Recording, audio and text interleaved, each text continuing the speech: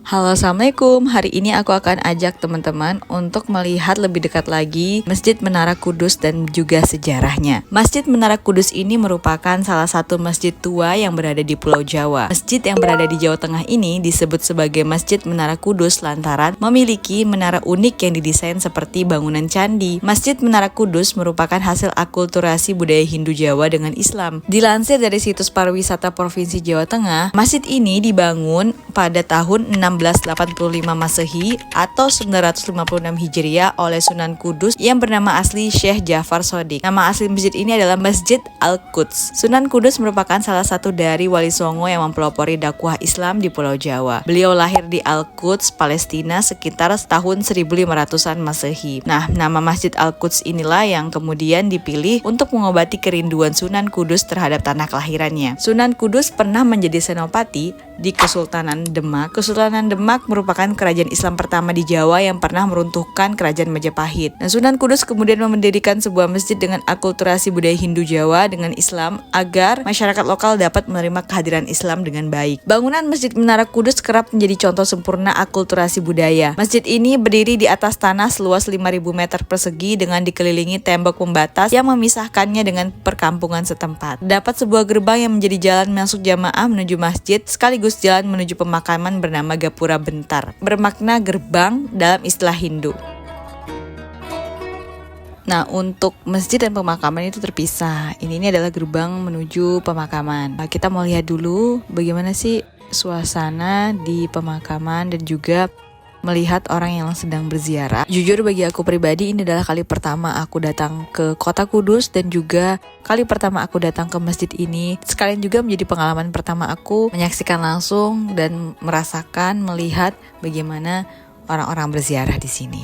Masuk ke dalam pintu ini, kita akan bertemu pondopo berbentuk joglo, di mana akan ada petugas yang mengarahkan untuk berwudu di bak yang katanya adalah aliran air dari sumur Banyu Panguripan, atau dalam istilahnya sumur yang membawa penghidupan. Keberadaan air ini gak lepas dari mitos sumur Panguripan yang konon telah ditutup bangunan menara. Katanya, air dari sumur ini mampu menghidupkan orang mati sehingga Sunan Kudus merasa perlu menutupnya agar gak disalahgunakan. Jika ingin berziarah ke makam Sunan Kudus ini, maka pengunjung bisa melakukannya mulai dari pagi sampai malam dan tutupnya sekitar jam 12 malam, kata petugas jaga saat itu. Nah, untuk masuk area makam, pengunjung tidak ditarik biaya, melainkan hanya perlu berinfak seikhlasnya.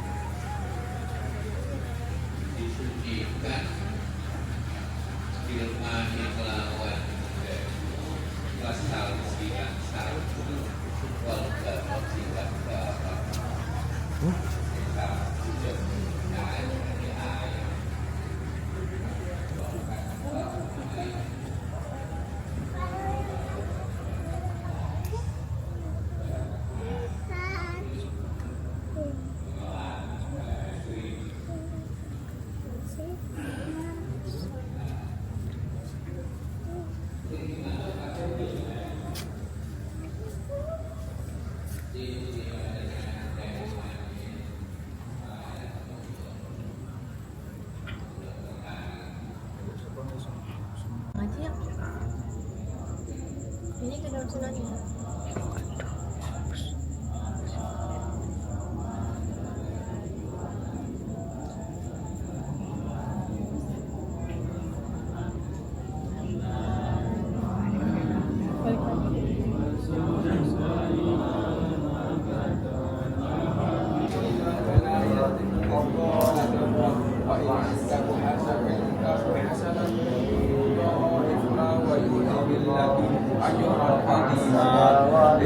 فكيف إذا جئنا من كل أمة